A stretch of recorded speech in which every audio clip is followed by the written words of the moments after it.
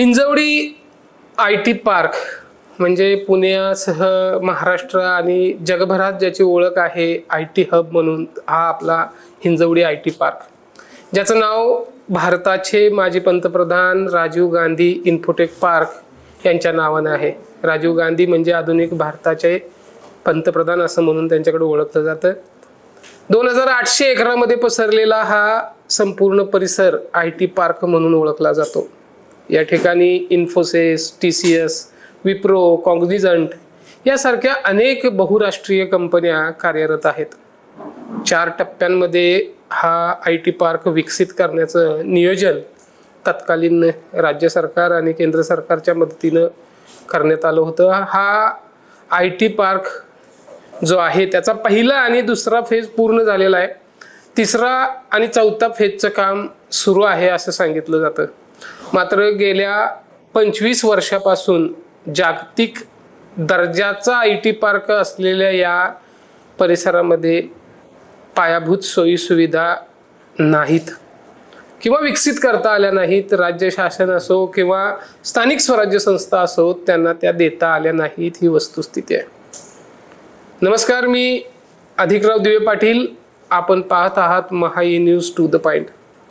आजचा विषय आहे की हिंजवडी IT पार्कची नेमकी व्यथा काय आहे आणि ITiansनी सुरू केलेला आक्रोश काय सांगतो.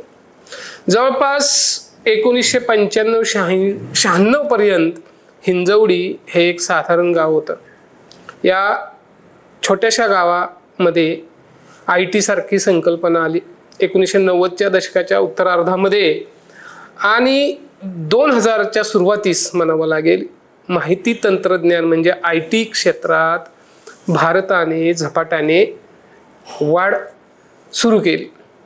त्याच दरम्यान महाराष्ट्र शासन आणि MIDC यांनी पुण्याला एक प्रमुख IT हब बनवण्याचा संकल्प केला. त्या दृष्टीने हालचाली सुरू केल्या. तत्कालीन काँग्रेस राष्ट्रवादी आघाडी सरकारचे केंद्रीय मंत्री श्री शरद पवार यांनी या कामी पुढाकार घेतला. किंबहुना संत तुकाराम महाराज सहकारी साखर कारखाना की जो आता मुळशी आणि परिसराच्या अर्थव्यवस्थेचं मुख्य केंद्र म्हणून ओळखला जातो, त्याचं भूमिपूजन खरं तर हिंजवडीची ज्या IT पार्क ज्या ठिकाणी आहे तिथं करण्यात आलं होतं. त्या ठिकाणी कारखाना होणार नाही तर IT पार्क होईल. कारखान्यासाठी आपण वेगळी जागा निश्चित करू असं भूमिपूजनालाच शरद पवार साहेबांनी सांगितलं होतं. आणि हा किस्सा शरद पवार साहेब अनेकदा आपल्या जाहीर सभांमध्ये सांगताना दिसतात.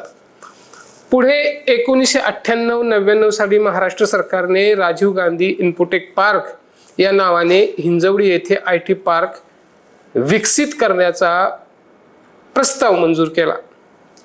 आणि 2000 साली, साधारण 2000-2001 साली IT पार्कचे काम फेज 1 काम सुरू झालं. आजूबाजूचे शेतकरी, स्थानिक नागरिक, भूमिपुत्र आणि अगदी ग्रामपंचायती यांच्या अगदी घरांवर सोन्याची कौले घालता येतील इतकी सुबत्ता आली. पण ज्या IT पार्कमुळे ही सुबत्ता हिंजवडी आणि परिसरामध्ये निर्माण झाली, ज्याच्यामुळे सोन्याचे दिवस आले, त्यातील अनेक मल्टीनॅशनल कंपन्या हिंजवडीतून आता अगदी बाहेर पडण्याचा निर्णय घेत आहेत. नुकत्याच काही दिवसापूर्वी इन्फोसिस नावाच्या कंपनीनं आपलं दुसरं मुख्यालय हिंजवडीतून खराडीमध्ये हलवलेलं आहे. याचं कारण काय? आर्थिक सुबत्ता असूनही हिंजवडीच्या मूलभूत सोयी सुविधांकडे झालेलं दुर्लक्ष. काल परवा झालेल्या मुसळधार पावसामुळे IT पार्कचा अक्षरशः वॉटर पार्क झाला. रोजचा ट्रॅफिकचा वणवा, रस्ते खड्डेमय, पायाभूत सुविधा नाहीत, सुरक्षा नाही, सतर्कता नाही, IT कर्मचाऱ्यांसाठी पुरेशा मूलभूत सुविधा नसल्यामुळे त्या ज्या भागामध्ये ज्या काही कंपन्या आहेत त्या व्यवस्थापन अक्षरशः वैतागलेले आहेत. आणि ITiansनी अखेर मोहीम सुरू केली की आम्हाला पुणे किंवा पिंपरी चिंचवड महापालिकेत समाविष्ट करून घ्या, कारण तिथल्या ज्या स्थानिक स्वराज्य संस्था आहेत किंवा ज्या काही शासकीय आस्थापना आहेत त्यांच्यामध्ये पुरेसा समन्वय नाही किंवा त्यांची तेवढी क्षमता नाही. समस्येच्या कोंडीतून हिंजवडी IT पार्कला मुक्त करा असा आक्रोश सुरू झाला आणि बघता बघता 25,000 ITNsनी स्वाक्षरी मोहीम राबवली. त्याला हिंजवडी आणि पिंपरी चिंचवडसह पुण्यातील काही राजकीय नेत्यांचाही आता पाठिंबा मिळताना दिसतोय. अनलॉक हिंजवडी IT पार्क ही मुवमेंट जोर धरीत आहे. प्रामाणिक करदाता म्हणून ITNsची जी ओळख आहे, सर्वाधिक महसूल खरं तर वाकड आणि हिंजवडी परिसरातून शासनाला जमा होतो, परंतु या परिसरामध्ये काम करणाऱ्या लोकांना आज पायाभूत समस्यांच्या मुळे रोजचा त्रास आहे. ही परिस्थिती का ओढावली तर केवळ प्रशासकीय समन्वयाचा अभाव आणि राजकीय इच्छाशक्ती नसलेल्या लोकप्रतिनिधींमुळे. म्हणजे महाराष्ट्राचे पुण्याचे वैभव असलेली ही ITची नगरी आहे ना, ही आता इथून हद्दपार होण्याचा धोका निर्माण झालाय. संसद रत्न 4 का 5 वेळाला ज्यांना संसद रत्न म्हणून पुरस्कार मिळाला त्या खासदार सुप्रिया सुळे या भागाचं प्रतिनिधित्व करतात.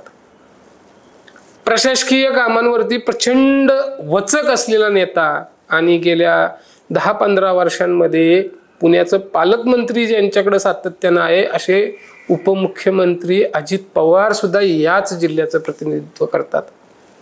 देशाला, महाराष्ट्राला ट्रिलियन इकॉनॉमीची स्वप्ने दाखवणारे सर्वाधिक गतिमान मुख्यमंत्री म्हणून ज्यांची ओळख आहे असे देवेंद्र फडणवीस आहेत. ते सध्या मुख्यमंत्री आहेत. आणि असं असताना सुद्धा जगात शहराची ओळख निर्माण करणारा राजीव गांधी इन्फोटेक पार्क मरण यातना भोगतोय. हा प्रश्न अनुत्तरित आहे.